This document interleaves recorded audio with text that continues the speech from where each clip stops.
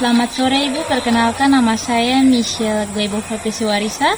Saya dari kelas R1I dengan NIM 202421368. Di saat ini saya akan membahas tentang kasus mengenai pencemaran sampah seperti yang sudah diperlihatkan di belakang saya. Alasan saya membeli kasus ini karena kasus ini menarik untuk diteliti karena dapat diversitas jenis sampah mulai dari sampah organik dan anorganik.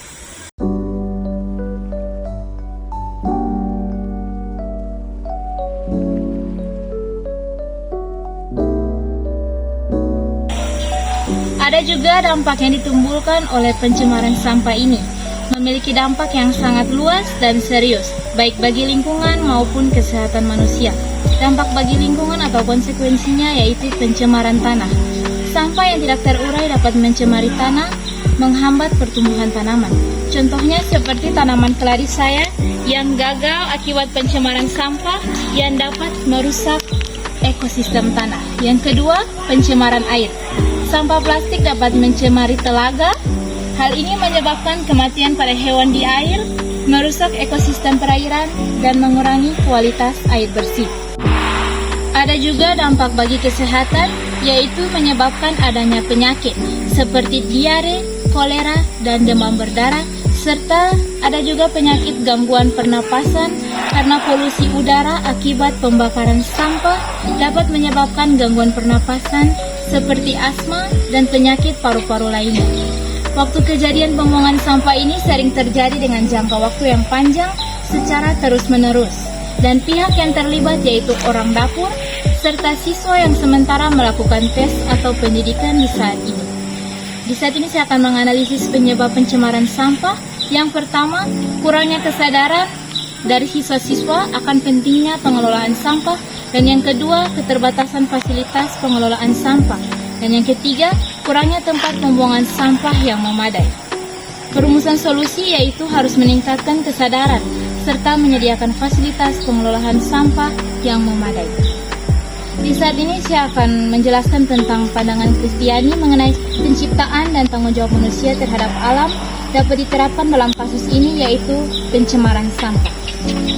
Mari kita bahas lebih dalam tentang peranan Kristiani dalam konteks pencemaran sampah.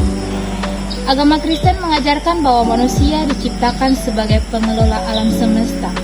Karena dalam kitab Kejadian, Allah memberikan mandat kepada manusia untuk mengusahakan dan memelihara bumi.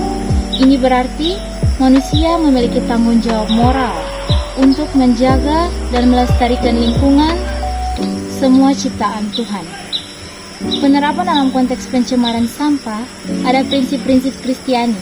Ini dapat diterapkan secara konkret dalam upaya mengatasi masalah pencemaran sampah. Yang pertama, manusia harus menjadi pengelola yang bertanggung jawab. Yang kedua, kasih terhadap sesama.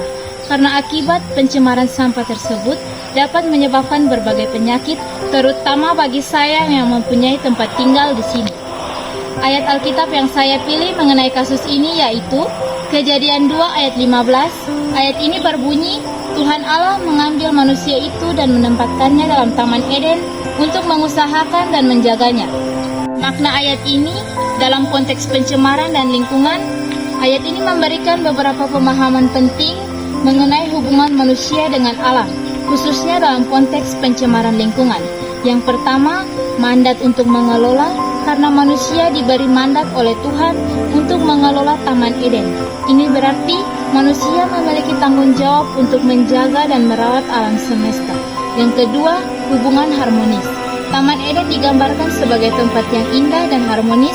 Ini menunjukkan bahwa manusia seharusnya hidup berdampingan dengan alam dalam hubungan yang saling menghormati dan melestarikan satu sama lain.